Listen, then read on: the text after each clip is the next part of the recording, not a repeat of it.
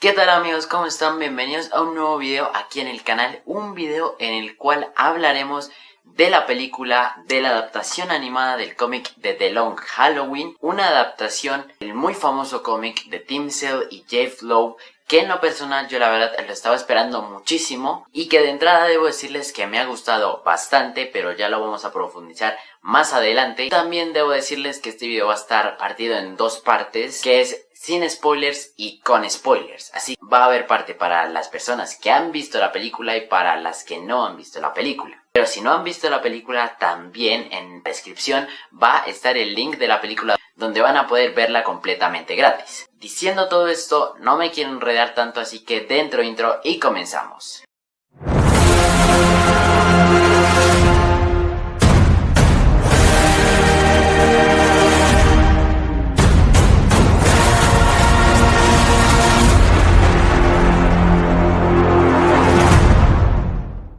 Antes de hablar libremente de la película, tenemos que hablar sin spoilers. Sin spoilers, puedo decirles que la película, como les dije, me ha gustado bastante. Tiene cambios con lo que respecta al cómic. Cambios muy significativos, cambios que son bastantes en lo que significa la historia del cómic, pero que son cambios que a veces, en su mayoría, son muy buenos para adaptar la historia, pero que a veces te confunden, porque por ejemplo, hay veces que tal cual no te explican qué es, pero sí cambian esa parte específica del cómic, la cambian en la película, y para las personas que no estén tan familiarizadas con el cómic, se les hará complejo entenderlo. Por ejemplo, yo que estoy muy familiarizado con el cómic, pues entendí ciertas partes y me iba ubicando a medida que esos cambios iban ocurriendo. Entonces se me hizo mucho más fácil entender la historia y los cambios que estaban surgiendo a raíz de la adaptación. Y también me gustó mucho esos cambios porque tal cual no fue ver el cómic calcado a animación, a escenas y a ese tipo de cosas. Fue una adaptación como tal que tiene sus cambios, que tiene cosas, muchas cosas del cómic, que tiene muchas variaciones que aportan a que como que no sientas que es ver como tal el cómic dentro de la película, que es algo muy importante, pero esas variaciones no son tan significativas y no afectan del todo la historia, porque si afectan mucho a la historia, ya es una historia completamente libre, que fue el caso de Killing Joke con su primera parte y con Batman Hush en su segunda mitad de la película. Entonces eso se me hizo muy inteligente por parte del director y a la hora de adaptarlo. En aspectos técnicos, la animación, creo que me estoy acostumbrando a esta animación que hemos visto en Superman Man of Tomorrow, en Sociedad de la Justicia Segunda Guerra Mundial, y en esta película la verdad me está gustando bastante. Considero que el reparto de voces para español latino pues ya es uno que ya conocemos. La verdad me ha gustado bastante como tal el doblaje, menos la voz del Guasón, que está horrible, eso sí debo decirle.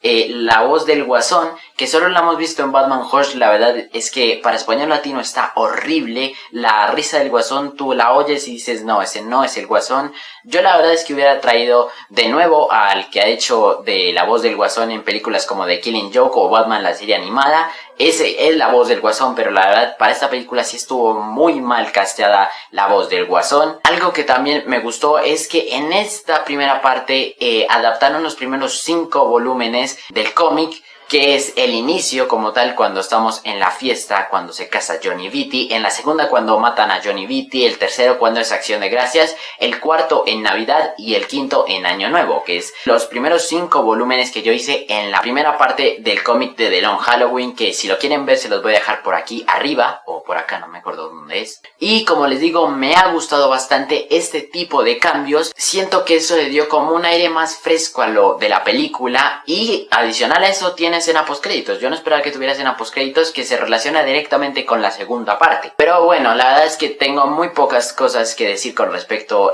sin spoilers, así que ya pasemos a la parte con spoilers.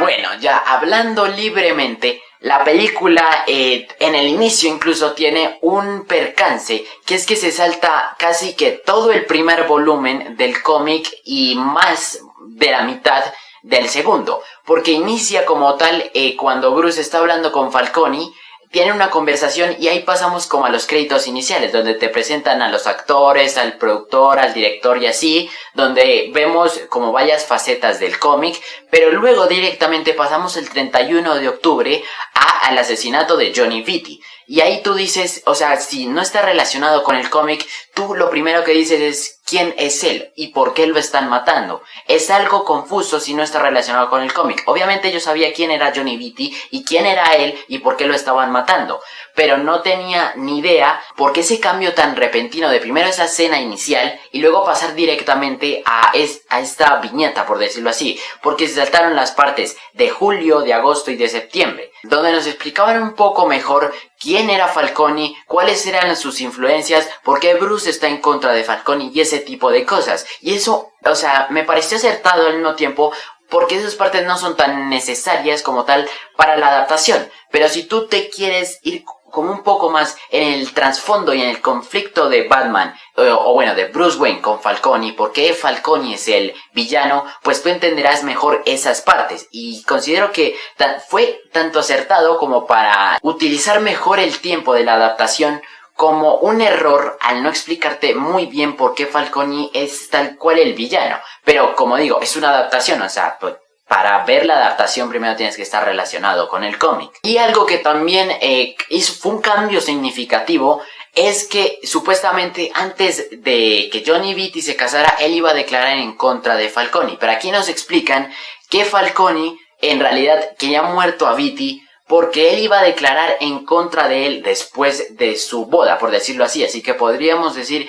que aquí no existió ninguna boda porque en ningún momento la vemos. Además de que el primer acercamiento entre Harvey y Batman ocurre en la noche en que matan a Johnny Vitti. Esa escena que vimos en el segundo volumen ocurre en el asesinato de Johnny Vitti, lo que significa que esa, ¿cómo decirlo?, como esa viñeta termina ocurriendo al mismo tiempo que ellos vuelven a incidir en el crimen de Johnny Vitti. O sea, como que reutilizan esa parte aún así para traer la colación una vez que esto ocurre, que es como cuando se desata toda la locura. Además de eso, conocemos a los otros dos personajes que estarán con Batman, que son Harvey Dent, el cual pues es el fiscal de distrito y pues que tiene directa relación con Falcone, ya que lo quiere encerrar. Quiere hacer exactamente lo que él quería en el cómic, es decir, apresar a Falcone por todos los crímenes que ha cometido. Y a su vez conocemos anticipadamente a la esposa de Dent, que es Gilda, que en esta adaptación la verdad es que sí no me está gustando tanto, porque siento que aparece poco, que bueno, en el cómic tampoco es que aparezca mucho, pero cuando aparece es contundente. Aquí aparece, pero siempre es con ese dilema de que Harvey no está con ella, de que siempre se la pasa llorando, se la pasa triste, y eso ya es como fastidioso ver ese tipo de personajes, porque ya como que tú sientes, la ves, yo por ejemplo, la primera vez, ok, bueno, está triste porque Harvey no está con ella, perfecto, pero hasta el final de la película, hasta Año Nuevo, sigue molestando que Harvey no está con ella, pero sí, o sea, la del cómic incluso entendía eso, el por qué Harvey no estaba con ella y todo eso, pero es que esta no lo entiende y como que se separa de esa esencia que quisieron plantear en el cómic con ese personaje. Aquí como que son dos Gildas diferentes, una que es muy fastidiosa y la otra que entiende a Harvey como en su trabajo, como en lo que él debe hacer. Entonces siento que en ese aspecto fallaron al momento de desarrollar el personaje de Gilda. Obviamente entiendo que es por el hecho de desarrollar la relación de estos dos, pero pienso que eso en realidad está afectando lo que en el final de la segunda parte debe suceder. Que bueno, que es que Gilda y Harvey se rebelen como festivos. Entonces siento que eso afecta, y más con un cambio que tuvimos en Acción de Gracias. Pero antes de pasar a esa parte, también conocemos a Jim Gordon, a su esposa también, y también conocemos a sus dos hijos. En el cómic Bárbara no había nacido, por lo menos Bárbara no estaba en el cómic, solo estaba James. Pero aquí pues está también Bárbara, que digamos es la hija que más cerca está de Gordon, y que a la cual siempre decepciona por su trabajo, obviamente. Pero hasta ahí tuvimos ya de esos dos niños, de resto solo fue su esposa, que apareció unas pocas veces, y pues Gordon. Seguido de eso, hay unas escenas complementarias con Falcone y su familia, donde se nos van presentando poco a poco a los personajes, específicamente a su hijo Alberto, a Falcone y a su guardaespaldas Milos, mientras la demás familia que pues discute acerca del asesinato de Johnny. Otra cosa que recalcar, Maroni ha aparecido muy poco en la película, muy poquitas veces, y considero que también pues fue tuvo que haber sido importante en lo que respecta a la historia de la adaptación, porque Maroni también es un factor importante dentro del cómic, como lo vimos en la primera parte de The Long Halloween, y aquí como que no se siente tanto, aparece muy pocas veces. Por ejemplo, en Navidad apareció una vez, de las dos que tuvo que haber aparecido. En Año Nuevo no aparece como debe ser, y antes que aparecía no aparece. O sea, si no estoy mal, lo conocemos en una especie de plano que no dura más de 10 segundos, donde atacan su restaurante y ya. Entonces me pareció que no, eso no me gustó tanto, porque es un personaje determinante en la historia de Largo Halloween. También me gustó cómo desarrollaron la relación de Gatúbela y Batman, ya que ellos pues de por sí ya se conocen, es algo que van complementando poco a poco.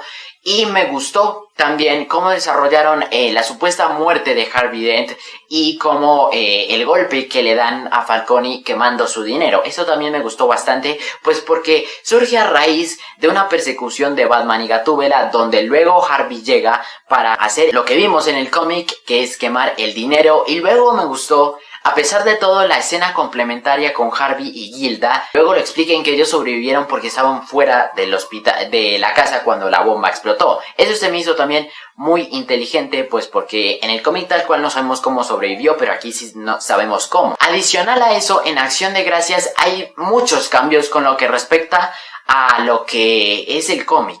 Porque, por ejemplo, de por sí el asesino de Dent, o el supuesto asesino de Dent, es efectivamente Mikey, el que vimos en el cómic, pero aquí le cambian el origen, ya que no es irlandés como vimos en el cómic, sino es chino. En realidad él se llama Mikey Chen, mientras que en el cómic se llama Mikey el Armiño Sullivan. Se le cambia la nacionalidad e incluso a su pandilla. Él termina peleando con Batman y con su pandilla en el barrio chino de Ciudad Gótica, en vez de que él lo capturara, por decirlo así, y capturara a toda su pandilla en el barrio y en la casa donde ellos vivían. Y también se me hizo muy inteligente un cambio, que después de la persecución contra Mikey, pues ellos terminan en la cloaca donde vive Grundy, aunque bueno, sí me faltó la pelea con Grundy, porque no hubo pelea con Grundy. Me faltó la pelea con Grundy, pero creo que fue acertado como para dinamizar más el tiempo, ¿no? Para no enrollarnos, o sea, salimos de la pelea con los chinos y luego terminamos en otra con Grundy, entonces me pareció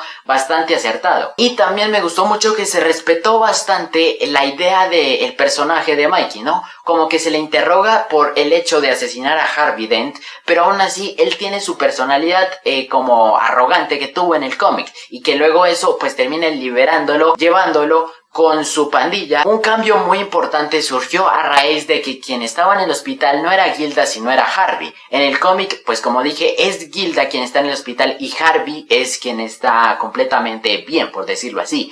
Y eso es algo que afecta, porque en el cómic Harvey, mientras Gilda está durmiendo, es Harvey quien va a matar a los irlandeses en la cena que Falcone les pagó. Pero afecta porque se supone que la presencia que debe estar en el hospital debería ser Gilda, mientras que Harvey pues va a matar a estos. Mientras que en la película Harvey pues abandona su habitación, mientras que va y asesina a la pandilla de Mikey. Lo que quiere significar que aquí pues puede solo existir un festivo en la adaptación, por el hecho de que Harvey los asesina y a su vez coloca el arma y los adornos estos que siempre deja después de matar. Él puede ser, porque en el cómic es Harvey quien los asesina, pero es Gilda quien deja el arma y los adornos una vez que Festivo asesina. Entonces eso como que puede afectar a que la esencia final de Festivo en el cómic pues se ve afectada en esta adaptación. Y algo que sí se me hizo muy inteligente, que no vemos en el cómic, es esa escena donde vemos a Falcone cocinando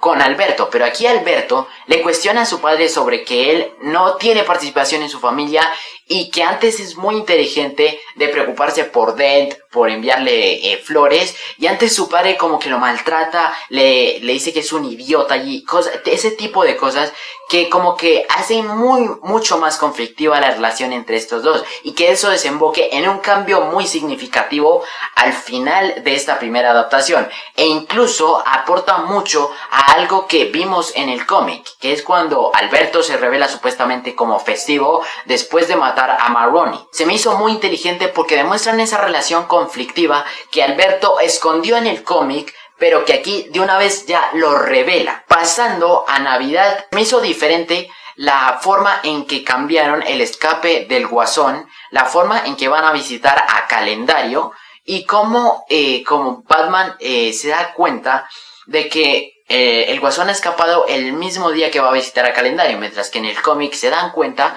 cuando ellos ya están en el asilo. Es decir, el Guasón ya había escapado mucho antes, cuando ellos ya estaban en el asilo visitando a Calendario. Me gustaron las apariciones del Guasón porque, bueno, se centran mucho en el cómic, sobre todo apuntándole al hecho de ir por Harvey Dent.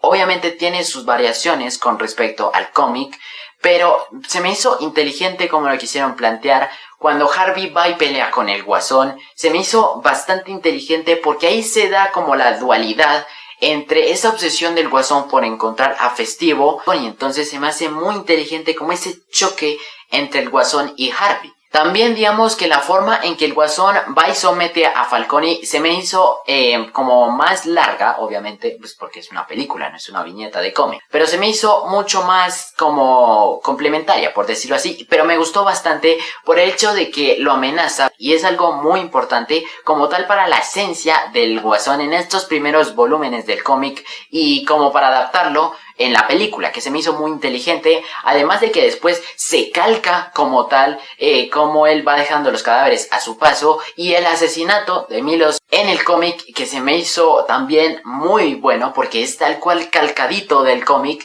y eso debo decirlo, o sea, a pesar de cambiarle la nacionalidad a Mikey, digamos que los 3 asesinatos, que, bueno, 4, ya vamos a hablar del último, los 3 asesinatos hasta ahora son exactamente iguales y es algo que me gustó muchísimo porque esa es una esencia fundamental dentro de la película. Y también como que siento esa esencia muy plasmada en ese tipo de cambios que genera a lo largo de la adaptación, que como les digo se me hace muy inteligente pero muy bien planteado por el hecho de que tal cual no es ver el cómic en la película, es ver una adaptación con sus variaciones, con sus cambios, pero con la esencia principal del cómic, porque si se dan cuenta todos los cambios apuntan sí o sí a la esencia del cómic, que es lo más importante. Por último, ya hablando de Año Nuevo, aquí yo creo que es la parte que más variaciones tiene, comenzando con que Harvey, Gordon y sus esposas supuestamente en el cómic celebraban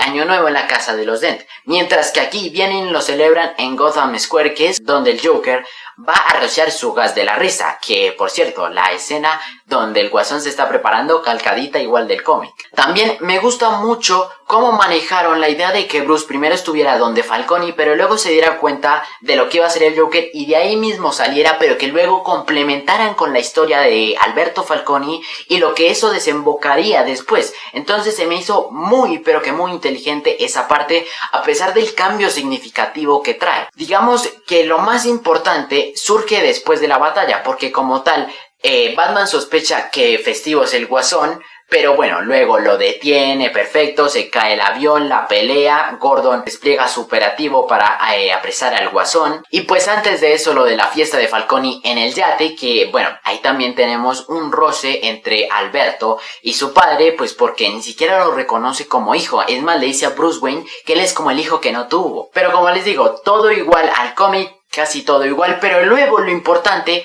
es cuando Selina está hablando con Alberto y ahí llega Batman. A Selina se le escapa el Bruce, y ahí automáticamente Alberto pues deduce que Bruce Wayne es Batman. Pero lo que en una parte de la pelea con el Joker él deduce es que Alberto Falcone era Festivo. Por tanto, asesinando a su primo y al guardaespaldas de su padre, él lograría heredar ese tipo de poder de la familia Falcone. Entonces ahí como que se da esa dualidad hasta que Festivo aparece, y yo creo que ahí Festivo ya nos dimos todos cuenta de quién es. Festivo llega, le dispara como 4 veces y luego Alberto cae, lo trituran las cuchillas. No sé si eso será verdad, si la sangre en realidad pues era de los tiros, pero no sé, como que puede afectar, porque si realmente él fue triturado por las cuchillas, pues en realidad él no va a regresar en la segunda parte como debe ser.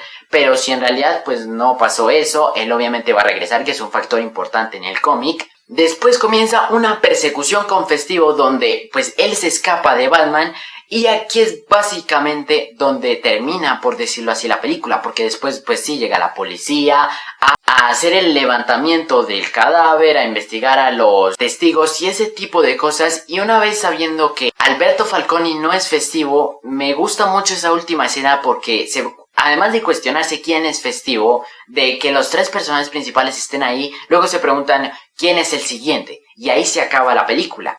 Como les dije, tiene escena postcréditos. En esta escena postcréditos, básicamente están en el funeral de Alberto, en el cual Falconi intenta hablar con Bruce acerca de utilizar la Fundación Wayne para lavar dinero, a lo cual pues Bruce obviamente se opone a ello.